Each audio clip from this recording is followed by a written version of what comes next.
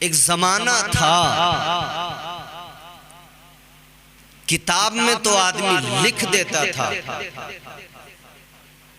मगर सामने आने की जुर्रत नहीं करता था।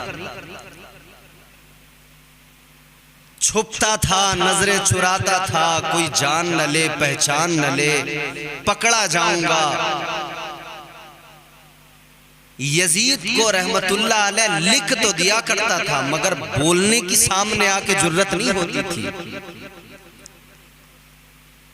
मगर अब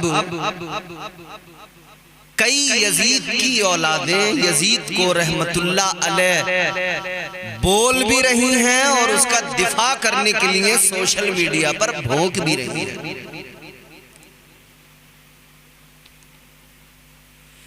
याद रहे किसका दिफा करने चले हो जो शराबी है, किसके कसीदे पढ़ने चले हो जो जानी है, बदकार है। मैं नहीं कहता, तारीख कहती है। आप उठा कर देखिए कुतुबे तवारीख, तबरी ने क्या लिखा। यजीद फासिको फाजिर था, शराबी था।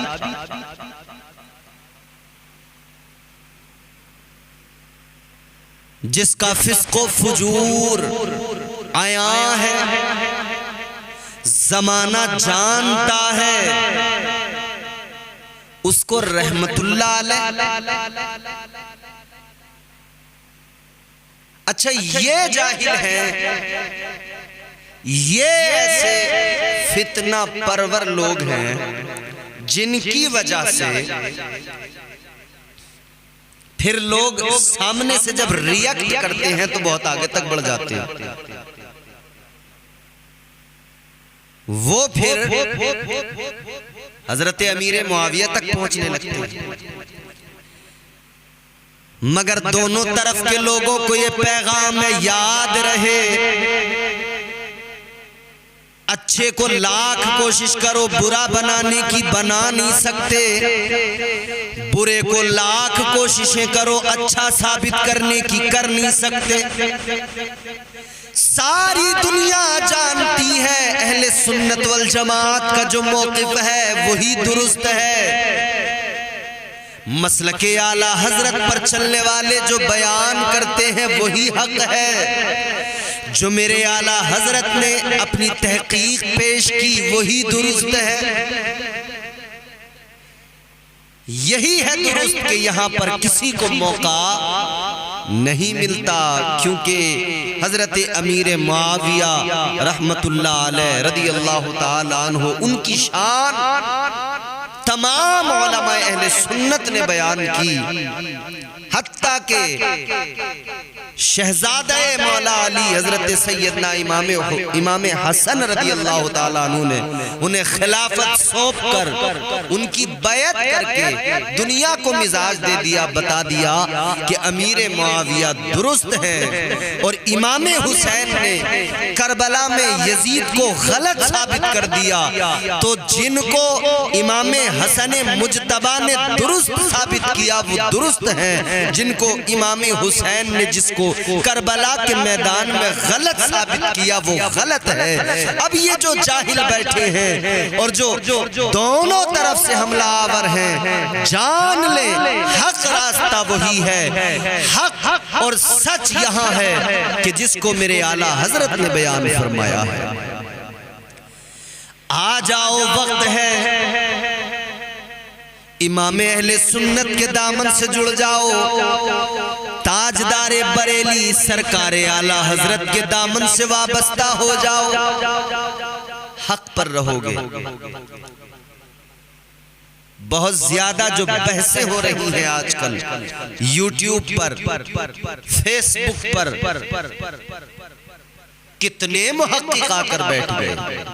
एक वीडियो क्लिप किसी ने मुझे दिखाया, एक जाहिल का, वो यजीद का दिफा करते हुए उसे रज़ी अल्लाह अन्हु कह रहा, रहमतुल्लाह अलैह कह रहा। बेगैरती की भी कोई हद होती है। लोग हद दर्जा बेगैरती पे आमादा हो गए। हदों को तोड़कर आगे निकल गए। याद रहे मुअर्रिख, मुहक्किक, मुदब्बिर सब अपनी जगह, मगर हम सबसे पहले नजर करते हैं इमाम हुसैन पर कि जिन्होंने करबला में यजीद और यजीद के जितने भी पैरोकार और जितने भी यजीद से ताल्लुक रखने वाले लोग थे उनको एक्सपोज किया है करबला में इमाम हुसैन ने। क्यों भूल जाते हो यजीद का दिफा करते हुए, क्यों भूल जाते हो कि इमाम हुसैन जो नवासे मुस्तफा हैं कितने जुल्म सितम उन पर हुए, क्या क्या सितम ढाए गए। तुम कहते हो यजीद तो करबला में नहीं आया था, उसने तो बजाते खुद कुछ नहीं किया, इब्ने जियाद ने किया। तो बताओ इब्ने जियाद को किसने भेजा, क्या हुक्म देकर भेजा? इब्ने जियाद को कूफा में भेजने वाला कौन था? यजीद था। क्या हुक्म देकर भेजा, क्या खत लेकर भेजा था उसने? उस खत के अंदर उसने लिखा था जाओ कूफा, गवर्नर कूफा को माजूल करो, तुम गवर्नर बन जाओ, तुम गवर्नर हो वहां के। मुस्लिम आए हैं उनसे मेरी बैत लो, बैत ना करे तो कत्ल कर दो। फिर हुसैन आए तो उनसे मेरी बैत लो, बैत ना करे तो कत्ल कर दो। किसका हुक्म था ये? कैसे बचा सकते हो यजीद को? तारीख पर एक धब्बा है यजीद, कोई बहुत लंबा दौर नहीं रहा इसका, 3 साल का फकत दौरे हुकूमत है इसका, मगर 3 साल में इसने वो नई नई खुराफात को जन्म दिया। 3 साल के अंदर इसने शराब को आम किया, शराब को इसने दुरुस्त कहा। यजीदी सोच रखने वाले लोग आज भी मौजूद हैं और कल भी हुसैन यजीद से लड़े, यजीदी सोच से लड़े, आज भी हुसैनी यजीदी सोच से और वक्त के यजीदों से लड़ रहे हैं। ये लड़ाई सुबह क़यामत तक जारी रहेगी, ये लड़ाई जारी रहेगी सुबह क़यामत तक। हर यजीदी का हम मुकाबला करते रहेंगे, हर यजीदी से हम लड़ते रहेंगे। सिपाहे आला हजरत के सिपाही यजीदियों के मुंह पर भी तमाचे लगाते रहेंगे और राफजियों को भी आईना दिखाते रहेंगे, राफजियों को भी उनकी औकात बताते रहेंगे। और जितने नीम राफजी पैदा हुए हैं उनकी औकात भी उनको बाज़ाब्ता दिखाई जा रही है, दिखाई जाती रहेगी। नीम राफजी भी बहुत पैदा हो गए, राफजियों की नाजायज औलादें, ज़हनी तौर पर जो गुलाम है वो कल भी गुलाम थे, आज भी गुलाम है। वो गुलामी जाती नहीं है, हक सामने हो फिर भी वो मजबूर है कि ज़हनी गुलाम बन चुके हैं। याद रहे अजीज़ाने गिरामी उल कद्र, राफजियों की औलादें बहुत पैदा हो गई। ये राफजियों की नाजायज औलादें सहाबा कराम पर भोंकती हैं।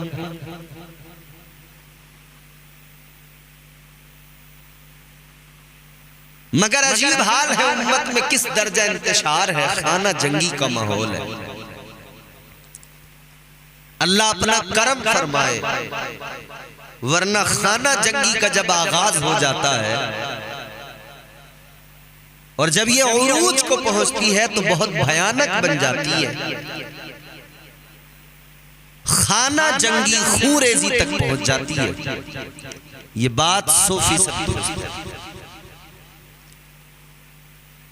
आज खाना जंगी सोशल मीडिया के जरिए यूट्यूब पर बैठकर लोग कैसा मजाक बना रहे हैं दीन का, इस्लाम का, दुनिया देख रही है और दुनिया ये सोच रही है कि इनको खत्म करना तो बड़ा आसान है। ये तो आपसी लड़ाइयों में इस दर्जा उलझे हुए हैं कि इन्हें मिटाना निहायत ही आसान है। होश के नाखून लो, पूरी उम्मत को पैगाम हक पर आ जाओ। उस रास्ते को अपनाओ जो रास्ता अहले बैत का है, उस रास्ते को अपनाओ जो रास्ता सहाबा का है, उस रास्ते के मुसाफिर बनो जो रास्ता औलिया अल्लाह का है, जो रास्ता हमारे असलाफ का है, मुहद्दिसीन का रास्ता, मुफस्सिरीन का रास्ता, उलमाए हक का रास्ता, उसको अपनाइए। आज के जितने ये जाहिल जो अपनी तहकीक नई नई रोज रोज पेश करते हैं, इनसे मैं एक सवाल करना चाहता हूं। दयानतदारी के साथ में मुझे ये जवाब दें, बताएं, आज तुमने बांट के रख दिया सहाबा को और अहले बैत को। तुमने अलग अलग करने की कोशिश की, सहाबा को अलग, अहले बैत को अलग, मगर पूरी तारीख उठाकर देखो, अहले बैत मुस्तफा और सहाबा कराम आपस में इनके दरमियान कितनी मोहब्बतें, कितना प्यार था, कितनी मोहब्बतें। जो मुशाजरात सहाबा है, इज्तिहाद की बिना पर जो चीजें सामने आई, उनमें भी एक दूसरे की इज्जत, उसकी अजमत का ख्याल रखा गया।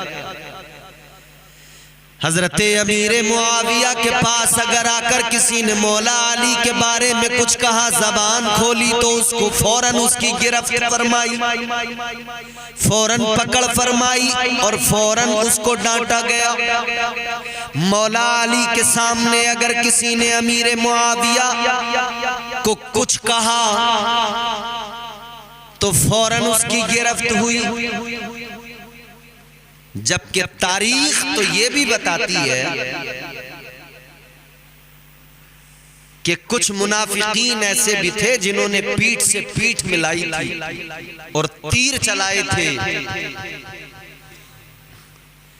इधर तीर गए तो इधर वालों को लगा कि इस तरफ वालों ने हमला कर दिया, जबकि यही मुनाफिक पीठ से पीठ लगाकर कुछ इधर मुंह करके कुछ उधर मुंह करके दोनों तरफ तीर चला रहे थे। उधर तीर गया तो लगा इधर वालों ने हमला किया है, उधर तीर गया तो लगा उधर वालों ने हमला किया है। मुनाफिकीन ने क्या कुछ नहीं किया। लेकिन मैं ये पूछना चाहता हूं, आज जो ये तहकीकें हैं, ये जो तहकीकात के दफ्तर खोले बैठे हैं लोग, क्या ये इतने बड़े मुहक्किक हो गए? कितने बड़े बड़े उलमा, कितने बड़े बड़े मुहक्किक, मुदब्बिर, मुफस्सिर पैदा हुए। उनकी इल्मी लियाकतें, उनके इल्मी कमालात, क्या वो तहकीक करने के लायक नहीं थे जो आज तुम कर रहे हो? क्या वो ये सब चीजें समझने के लायक नहीं थे, या इतना इल्म, इतनी सलाहियत नहीं रखते थे जो आज तुमको ज्यादा समझ में आने लगा? याद रहे, इन इख्तिलाफात को बेजा बढ़ाने की जरूरत नहीं है, इन पर कंट्रोल करने की जरूरत है। पहले तो इसमें जबान ना खोलो, बोलो तो बहुत एहतियात से बोलो। याद रखना, अगर सहाबा के खिलाफ जरा सी भी आपने बेअदबी कर दी तो वो नबी के सहाबा हैं। अहले बैत के खिलाफ जरा सी बेअदबी कर दी तो नबी की आल है। अपने ईमान का ख्याल कर लेना। तुम अलग अलग करने में लग गए, उनमें आपस में मोहब्बत थी, आपस में प्यार था।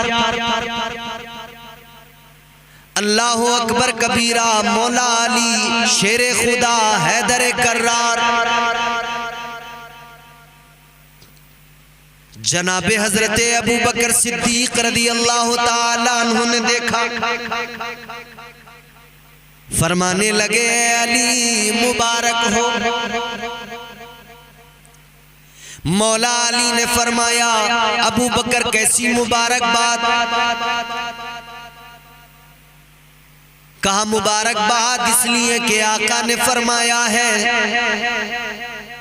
कल मैदान महशर में जन्नत के टिकट मौला अली बांटेंगे।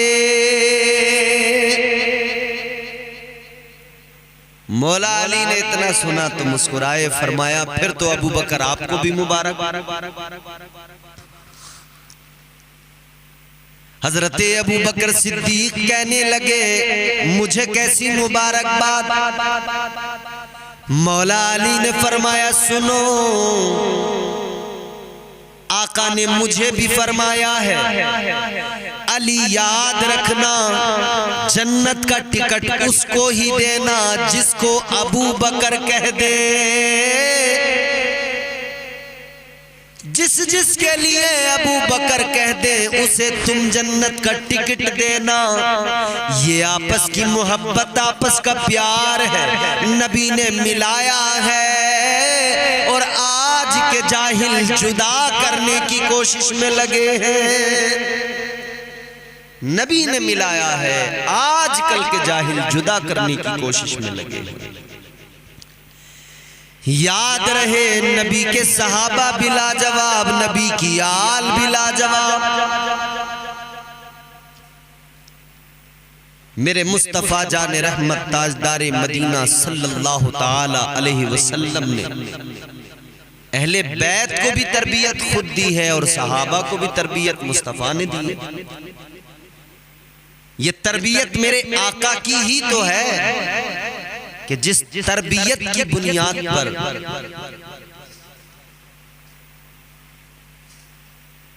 हजरत अबू बकर सिद्दीक रदी अल्लाह ताला अन्हु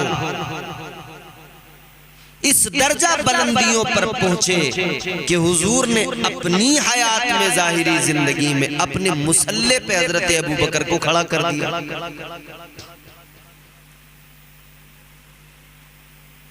आज तुम सहाबा पे भोंकते हो मगर याद रखो हजरत अबू बकर सिद्दीक को अपना मुसल्ला खुद मुस्तफा ने दिया।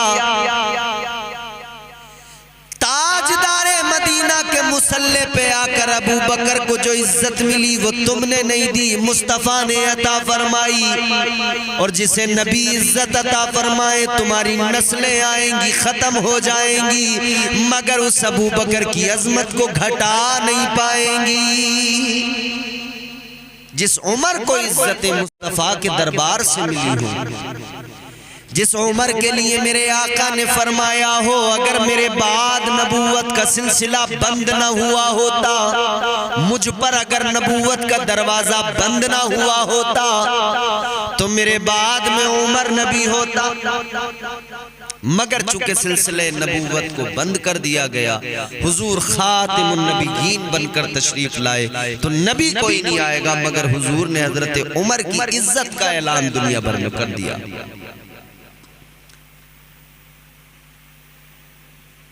हजरत उस्मान गनी मुस्तफा जाने रहमत ने अपनी दो बेटियां दी, एक के बाद एक। पहले एक बेटी से निकाह कर दिया, उनका इंतकाल जब हो गया, जब वो फौत हो गई, उनके बाद में फिर हुजूर ने अपनी दूसरी बेटी भी हजरत उस्मान को पेश कर दी, उनके निकाह में दे दी। दामादे पैगंबर हैं हजरत उस्मान, मौला अली भी दामादे पैगंबर हैं, हजरत उस्मान गनी भी दामादे पैगंबर हैं। तो दोनों रिश्ते में क्या हुआ? दोनों रिश्ते में आपस में मौला अली और हजरत उस्मान गनी साड़ू। ये तो हजरत उस्मान गनी और मौला अली का रिश्ता हुआ, साड़ू आपस में। अब मौला अली और हजरत उमर फारूक आजम का रिश्ता भी सुनिए। हजरत उमर फारूक आजम के निकाह में मौला अली ने अपनी बेटी दी, तो मौला अली के दामाद हजरत उमर हुए। मौला अली रिश्तेदारियां करें, तुम जो है दुश्मनियां निकालो।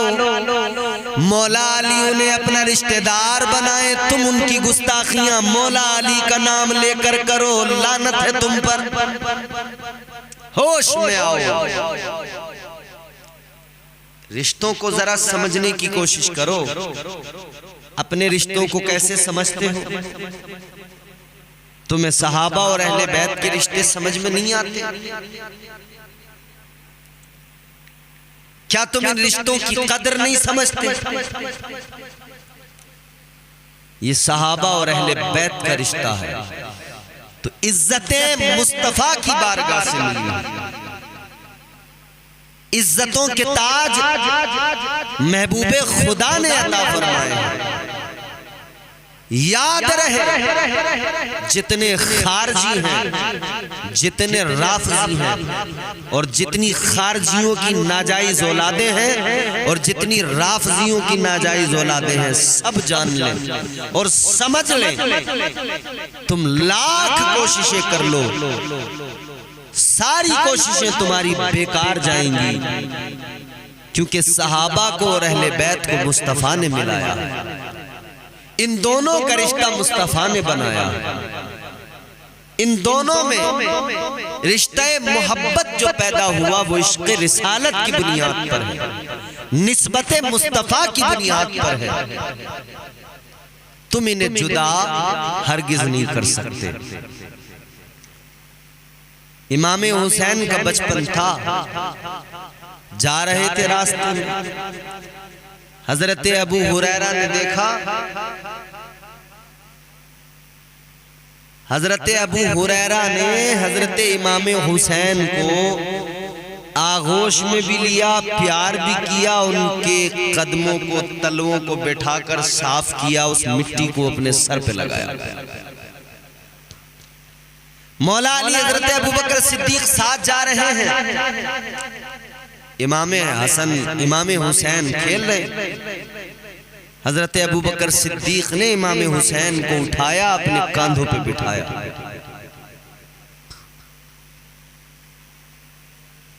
ये सहाबा और अहले बैत की मोहब्बतें हैं, ये सहाबा और अहले बैत का प्यार है।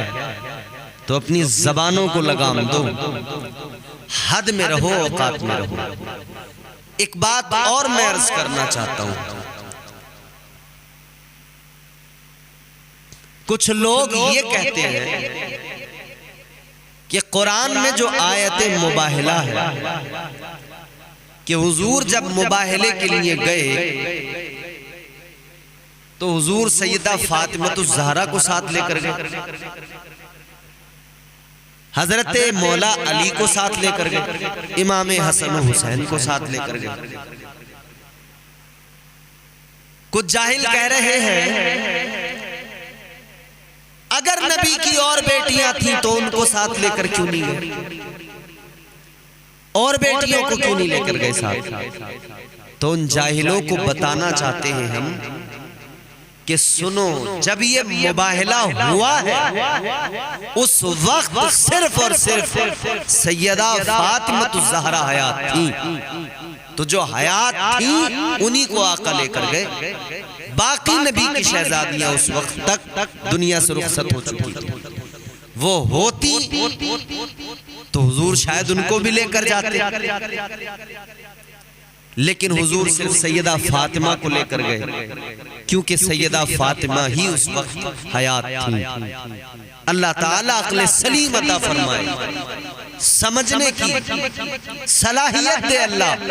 अहले बैत और सहाबा के मकाम को, अहले बैत अतहार की इज्जतों को, मुस्तफ़ा के सहाबा की अजमतों को अल्लाह समझने की तौफीक अता फरमाए।